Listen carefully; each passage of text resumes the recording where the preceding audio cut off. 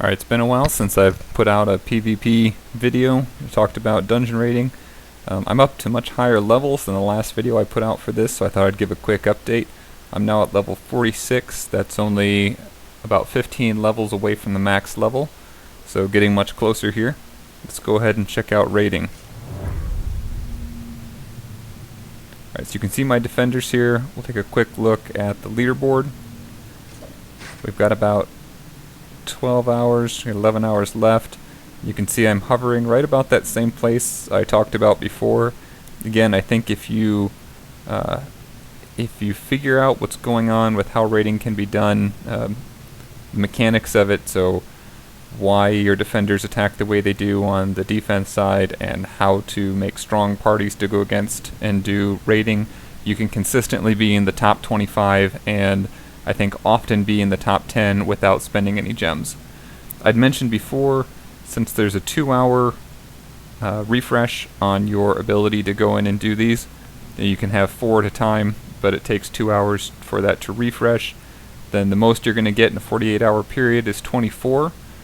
So any players that you see with scores that are up here that are much higher than that, like this 35 and 10, so they got 45 tries, they've spent a lot of gems to get up that high. And then this person at the top is just crazy amounts. 125 attempts battling here. So looking down at my score, I am now ranked 11 right this minute, right there next to the 10th ranked person. So I have 15 wins, no losses on the attacking, and that was going really well before.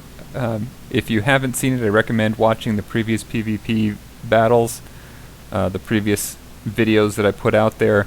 There's a lot of information on kind of the game mechanics for how this works, how the battling works, and there's really a lot that goes into it. So I've got offense down pretty well, and then at the time, the last couple videos I put out, I wasn't doing so well on the defending side. I had about 50-50. I'd have like 6 and 6, 6 successful defense, 6 losses. And it's going much better now, and I can talk a little bit about why that is. You can see I have 6 defensive wins and only 1 loss. And there's even more to that. Let's look at the battle log. One thing you'll notice oftentimes is that you don't, or at least for a lot of the teams I've had at least, when I win in a defensive situation, I'm winning a lot of trophies, and if I lose, I'm only losing a few. And so even if it was even if you lost as many as you won on your defending side, there's the potential that you still are gaining a lot of trophies. And that has to do with the relative apparent strengths, that kind of might. You can see this little purple fist here on the side, the relative might of the two, the offender and the defender, and that's something that's then determined by the game, by the coders themselves. And that has to do with how many, then determines how many trophies you could potentially win. So looking down through here, mostly offensive, and then a few of the defensive sides. A lot of these, I'm not always attacking the highest person. Often I'm attacking the middle or the lower of the 3. Let's look at what I mean here. So in raiding, I'll scan my options and let's look at this. The level disparity, the difference between your level and their level, makes a huge difference because that one of the biggest things is it affects the dodge chance. The dodge chance goes way up if there's a big difference in levels. If I'm trying to attack someone that's 5 or 6 levels higher than me, it's going to be much easier for them to dodge my attacks. That also relates to status effects landing. So the chance that freeze is going to work on somebody is related as well to that level. Let's look at this person. So they would be 4 levels higher than all of my characters. They've got Yokozuna. Igorok couldn't use his main polar pounding until the 3rd turn, as we talked about that in the mechanics videos earlier. And similarly with Tasumi, he can't use that soul shred right away either. But having Yokozuna means it's going to be hard to land a lot of stuff, and having those 4 levels of difference. So there's a huge number of trophies, and if I really wanted to risk it, I might go for it because the loss side is very low. If you lose, you only lose 4 trophies. But in general, I found it works a lot better to make slow, steady progress than try for these higher end ones. And it goes back and forth. If you think you've got a good chance, you could go ahead, and there's a very high trophy payoff. Go ahead and go for it. Recently, I've had a lot more luck. Usually, there's some middle ground here. This is a huge spread in trophy amounts, but usually I'll find some that are between 15 to 25, and I can consistently win all of those, and it keeps moving me in the right direction. I'm still not regularly using gems. I think I've only used gems to get more times to go in here, maybe twice so far in the whole month that I've been playing the game. So again, here, just too wide of a level difference for me to want to do something like that. If I'm not really too worried about it, I might attack someone like this. If they've got a 39, that character's really not going to do a lot of damage to me.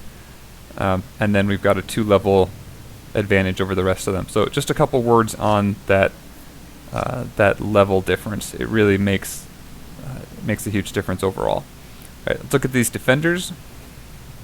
I'd mentioned before how powerful Yokozuna is on the defending side, and that still holds true even as you get to higher levels. I was able to get him up to 3-star, Chief Nubnub up to 3-star, and Tasumi up to 3-star at this point, still working away. Chief Nubnub's actually not far away from 4-star. I do recommend whatever team you're going with, try to consistently push to get their star levels higher and higher. Yokozuna, they make particularly difficult, I think because he's such a good defender, and it's hard to find a good defending team, but they make it difficult to get his star level up. All the levels so far that I can farm for him, they're all 7 energy, and there's only 3 of them at the point that I'm at right now. But Chief Nubnub's got a bunch, and Tasumi's got a bunch, so you can farm for those, get them up. This is a very defensive-based team. Yokozuna has that defensive buff, and he puts the status, that daze status, on the other team, which makes it hard for them to land blows.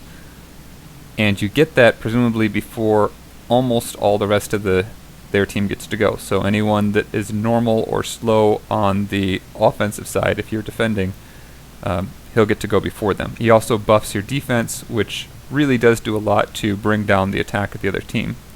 Now, if you can survive with all your characters through the first round, Chief Nubnub then heals the rest of the group, and that happens after Tasumi gets his chance to take an attack, so hopefully you can do some damage there. If they do make the mistake and put somebody like Masuta in and does damage to Tasumi before he attacks, then you can get a nice multiplier there. Igorok, there's a big downside in that he doesn't use his Polar Pounding till the 3rd turn, but I now have all the Celestial Evos that I need to get his next Ascension, so he'll have 1 more to go. He'll just be 1 up from the basic, but that gives him a nice attack he can use in those first 2 rounds. I believe he uses it in the very first round. And even as it is with this defending team, usually we make it through a couple rounds, and then by that 3rd round, when he does Polar Pounding, then it's kind of time to just mop up the rest. Usually that finishes off most of the team, or causes significant damage, and the rest of the team can take out a couple players, and then it's just attrition over time. You take out the rest of the team. Let's see what that looks like real quick. We'll look at the battle log. First, here, we can look very quickly. So they had, let's do this replay. We'll talk about the downsides too with this team.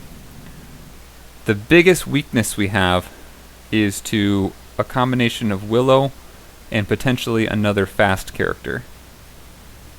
So if you build up Willow's star level high enough, and that combination with the star level of your Yokozuna, Willow can potentially take Yokozuna out in the first turn, and that's what they're trying to do right here. So she wasn't able to, and they don't have another fast character, so he's going to go ahead and do Sumo Stomp. Now the one battle that I lost, you saw there were 6 defenses I won and 1 that I lost. In that one that I lost, they had 1 other fast character, and that other fast character hit Yokozuna as well, finished him off, and that led to a whole lot of pain for the rest of the team. He wasn't able to get that daze inflicted, and that defense buff. So that's really what it comes down to. If you see a team like this one, you can get 2 fast players to come in on your team, and you think you can still pull it off with the rest of them, then you can do very well. But if not, then you're taking a risk that Willow won't be able to finish Yokozuna off. So here, we're in a good position. We're the only ones that have a healer. So in a drug-out battle like this, which a lot of them end up being, we get those heals in. Now it's a dazed party against a party with just about full health. And so we're sitting really well. Get that soul shred. And that finishes off Willow. Now it's 3 versus 2. And we're in really good shape. Let's speed this one up. We got Stout Team on. Now that's supposed to double its effect on nature allies. So presumably Tsumi has an even bigger buff. And we finished them off without any trouble. So a lot of the battles look like this. If they can't finish off Yokozuna, and there really aren't that many teams at this point even, I was a little surprised, that specifically have leveled up enough of their fast players, enough of their fast characters to finish them off. We'll look at just the stats for this one. I don't know that the battle itself is that interesting. But they did a combination, so they used 2 fast teammates. They've got Black Diamond in here, 2 fast, I should say, characters. And so Black Diamond does her multi-person attack to start off, and then Willow just finished off Yokozuna, and that's when kind of the team falls apart at that point, especially when you've got Lady Nimril in there who can take out. I've got 2 of these nature-based, and with her incredibly high attack, get over here skill, she basically finished off Chief Nubnub after that, and I was left with just 2 against their 4. And here, having Stone Fist, he has his debuff at the end of that time, or that dropping that fist and lowering the attack and defense for those 2. There wasn't much of a chance left at that point. So that's a great strategy to have on their side. They did have a higher attack level, this 7,400, significantly higher than the 6,000. So they probably have up some of the skills and things for that team as well. So that's the strategy I would suggest going against a defensive team like this. Usually for any defensive team you can put together, there's a decent strategy that you could make to overcome that team. All it comes down to is how likely is it that the other players are going to have a team that can do that. So that's a big part of it. It seems to work out really well. There's always going to be a chance that you could take them out. That's most of what I wanted to go over in this video.